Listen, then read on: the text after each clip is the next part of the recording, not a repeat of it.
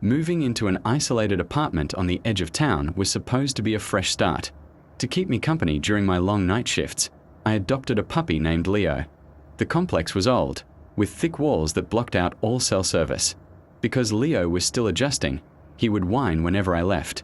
I bought a cheap smart baby monitor to watch him.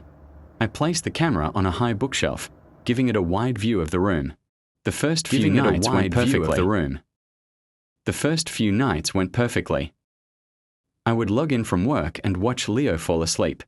I felt safe. I had no idea that opening that app would soon become my worst nightmare.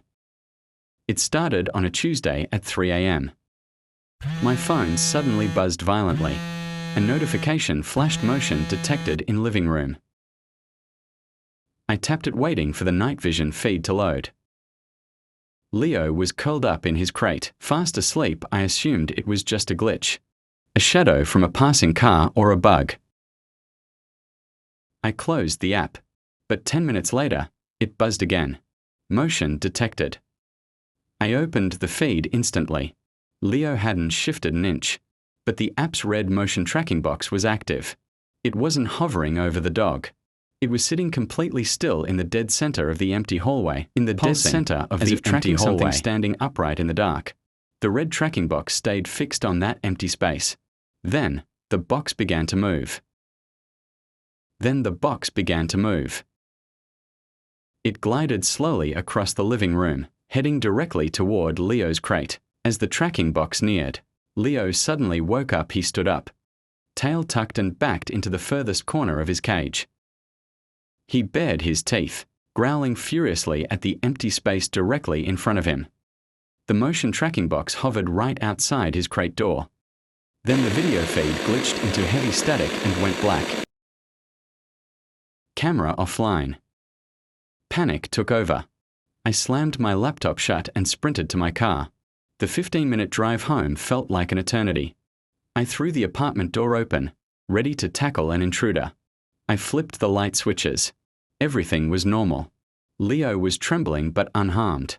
The apartment was locked from the inside with no signs of forced entry. I walked to the bookshelf. The camera light was a steady, calm blue.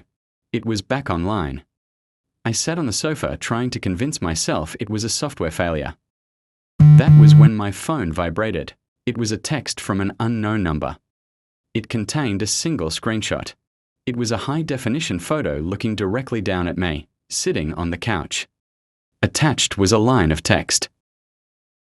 The camera quality is much better from up here on the ceiling.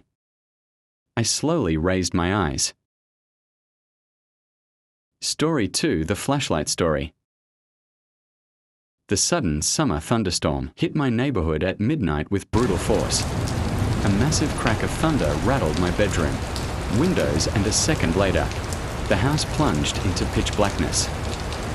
The air conditioning died, leaving nothing but the heavy, suffocating sound of rain. I reached onto my nightstand and grabbed my old metal flashlight, clicking the switch. The weak yellow beam flickered slightly before casting long, eerie shadows across my bedroom walls. I needed to check the fuse box in the basement, but the thought of leaving my bed made my stomach twist. I stepped onto the cold hardwood floor, the wood creaking loudly under my weight. Stepping into the hallway, the flashlight beam cut a narrow path through the darkness. The house felt entirely different at night without power. Every piece of familiar furniture looked like a distorted silhouette waiting to move. I walked slowly, holding my breath to listen.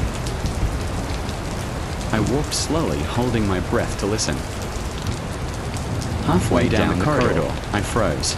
Over the sound of the rain beating against the roof, I heard a faint, rhythmic dragging noise coming from the kitchen. It sounded like something heavy being pulled slowly across the linoleum tile. I aimed the flashlight toward the kitchen doorway, my hand trembling so badly the beam danced across the walls. Is anyone there?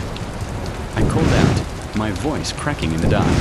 The dragging sound instantly stopped.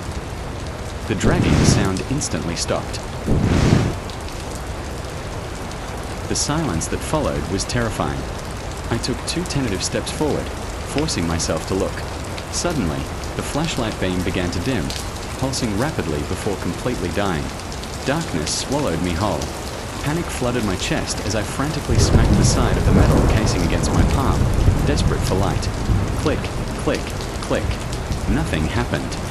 I was standing blind in the center of the pitch-black hallway, hearing soft footsteps approaching.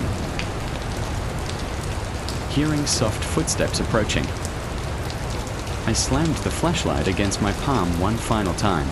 The light sputtered violently, flickered twice, and then burst back on with a bright, piercing glare. The beam illuminated the very end of the hall, directly outside the basement door.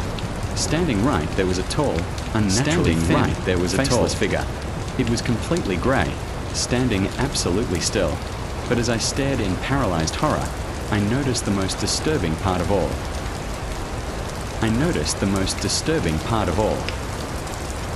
My flashlight beam was shining directly through its body, casting the shadow of the door frame onto the wall behind it. It had no physical mass, yet it was moving. The figure slowly raised a long-pointed arm and pointed directly at me. Then it took a silent step forward into the light.